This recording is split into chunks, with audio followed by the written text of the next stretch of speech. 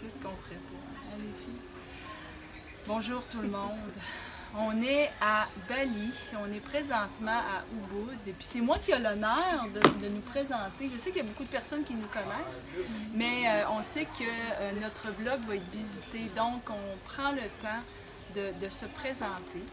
Alors, on a Sylvie Lebrasseur, qui est enseignante à l'ICI-PNL, Nathalie Hamelin, qui est la présidente de l'ICI-PNL, et moi, qui est la directrice des communications du même lieu. Et puis, on est ici à Bali depuis déjà 12 jours, hein, les filles? Depuis déjà 12 jours.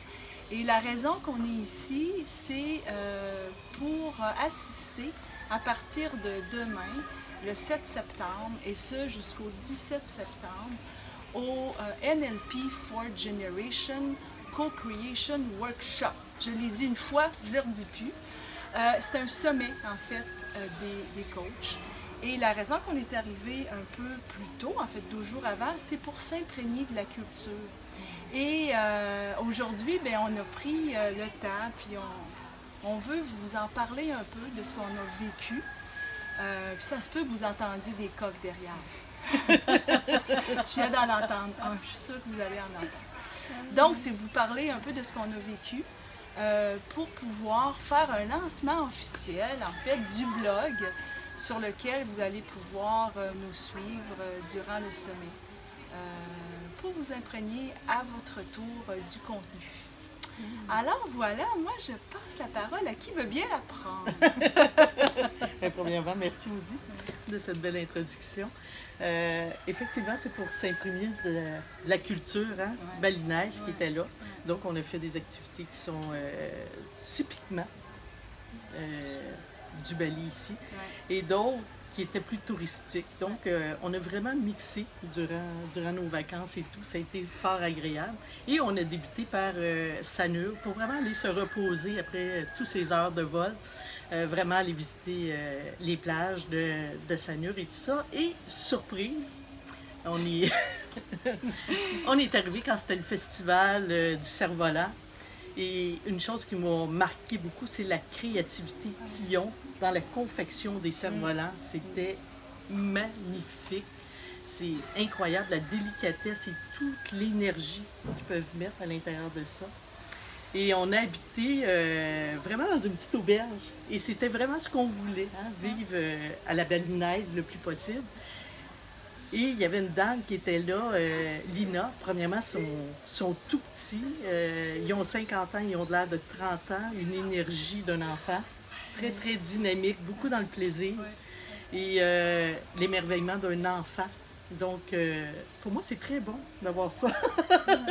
Donc, effectivement, ça a bien mis l'énergie de Bali en partant. On a pris le temps de se reposer et tout. Donc, ça a été un moment qui était super agréable. Oui, on a aimé ça. Donc, on est resté 2 jours. Et après ça, on est passé au Keliki Painting School, qui nous avait été recommandé, qui est vraiment, typiquement, c'est un village où plusieurs familles vivent. Ils sont plus de 1000. Oui.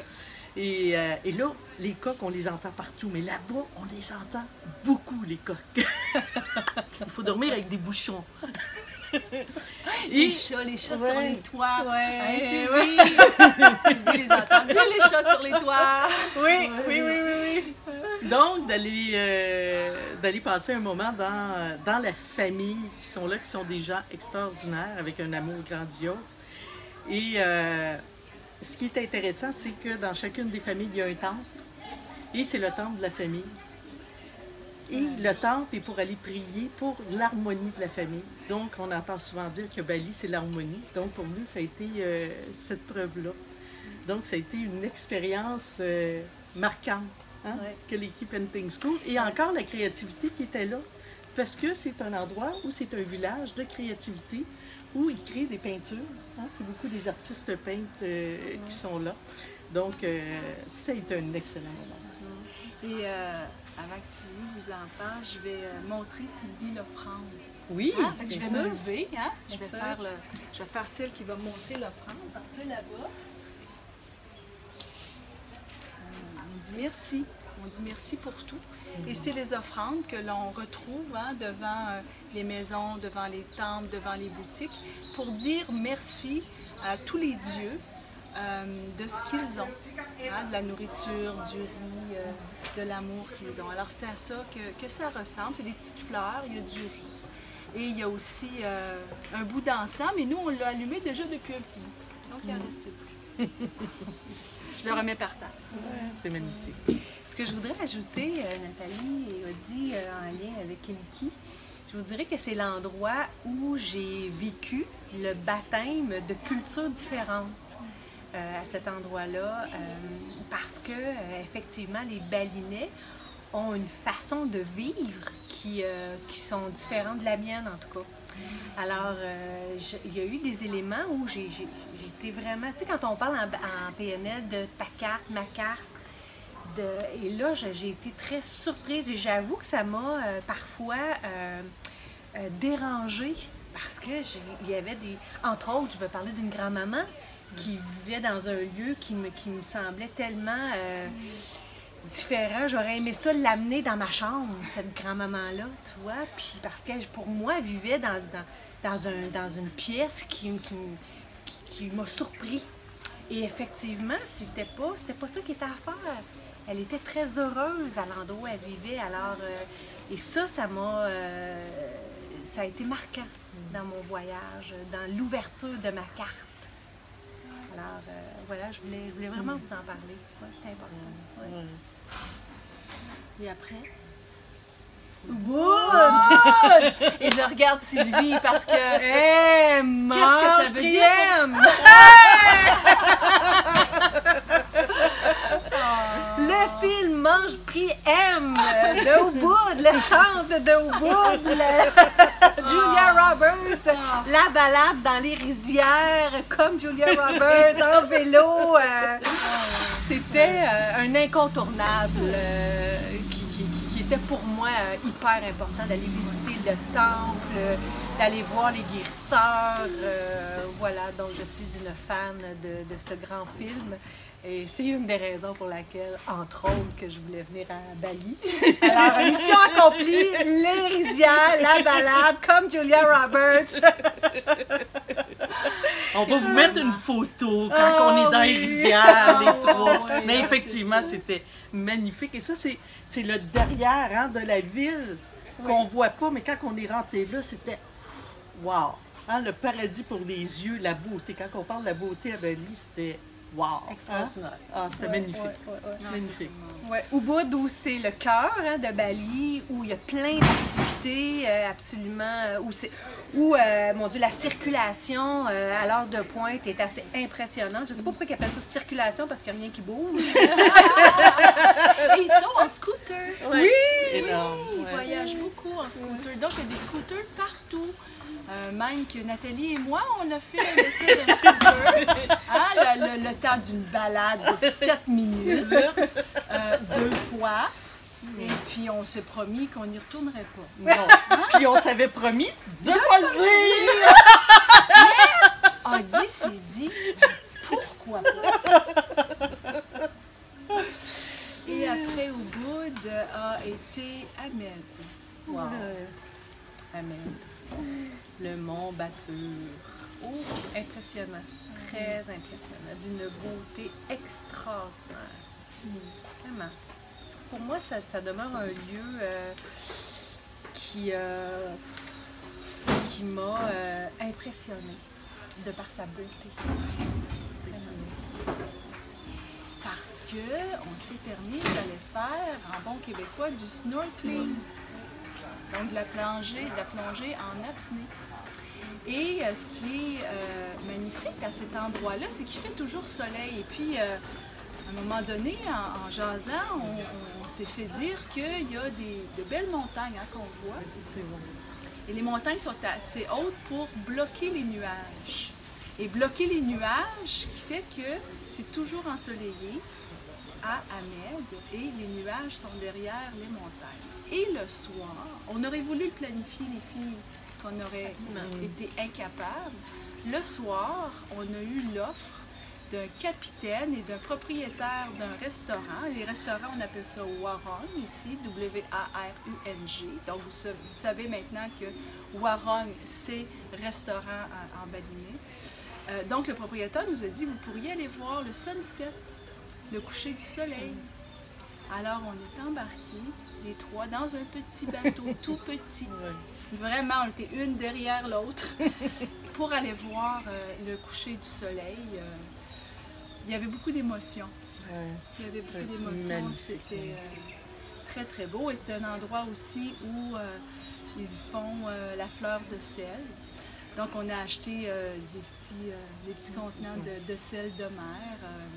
Un paquet comme ça qui peut coûter combien, les filles? 3 $? Oui, 3 $.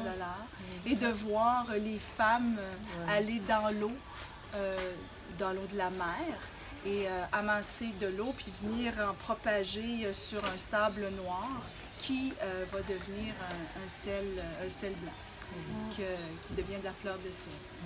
Alors, c'est ce qu'on a vécu. C'est ce qu'on a vécu. Les temples? Les temples, oui. Hein? Les rituels? Énormément de rituels qu'on a fait. Le temple Besaki, qui est une beauté extraordinaire. Vraiment. Avec les pèlerins qui étaient là, qui prient. C'est des gens qui prient énormément, qui croient énormément en Dieu. God, God, God, on entend God, God ici.